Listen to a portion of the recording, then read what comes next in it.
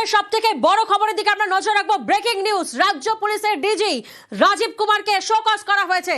এই মুহূর্তের অত্যন্ত গুরুত্বপূর্ণ খবর আপনাদেরকে জানাবো যে রাজ্য পুলিশের ডিজিপি রাজীব কুমারকে শোকজ করা হয়েছে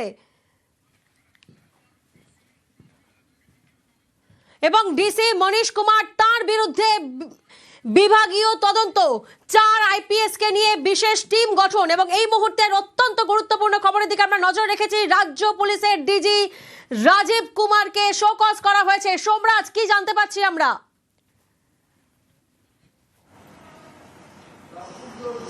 দেখো, অত্যন্ত গুরুত্বপূর্ণ যুব ভারতীর ঘটনায় রাজ্য পুলিশের ডিজি রাজীব কুমারকে শোকজ করলো রাজ্য সরকার।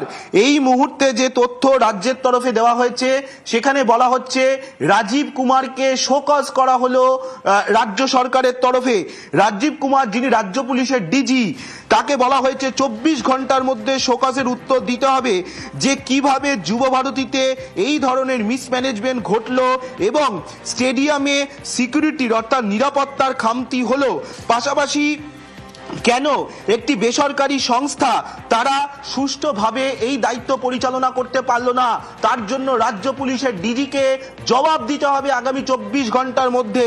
রাজ্য সরকারের তরফে একটা চূড়ান্ত শাস্তিমূলক পদক্ষেপ এই মুহূর্তে নেওয়া হয়েছে, যেখানে বলা হচ্ছে, যেটা তোমাকে জানিয়ে রাখি, এই মুহূর্তে রাজ্যের তরফেই জানানো হয়েছে যে রাজ্য পুলিশের ডিজি রাজীব কুমারকে শোকজ করা হয়েছে, 24 ঘন্টার মধ্যে উত্তর দিতে হবে।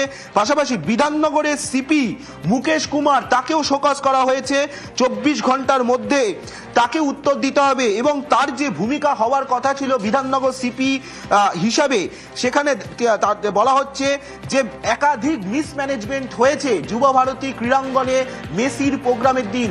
এবং এটাও বলা হচ্ছে অনিশ সরকার, যিনি ডিসি বিধাননগর কমিশনারেটের, তার বিরুদ্ধে বিভাগীয় তদন্ত শুরু হয়েছে। তার কারণ রাজ্য সরকার মনে করছে যে তার, এবং শুধু তাই নয়, তিনি সাসপেন্ড থাকবেন, তদন্ত প্রক্রিয়া শেষ না হওয়া পর্যন্ত তিনি সাসপেন্ড থাকবেন। অনিশ সরকার ডিসিপি, তাকে আপাতত বলা হয়েছে যে তার বিরুদ্ধে বিভাগীয় তদন্ত হবে এবং তিনি আপাতত সাসপেন্ড থাকবেন তদন্ত প্রক্রিয়া শেষ না হওয়া পর্যন্ত। চতুর্থত, ক্রীড়া দপ্তরের সচিব রাজেশ কুমার সিংহ, তাকেও শোকজ করা হয়েছে।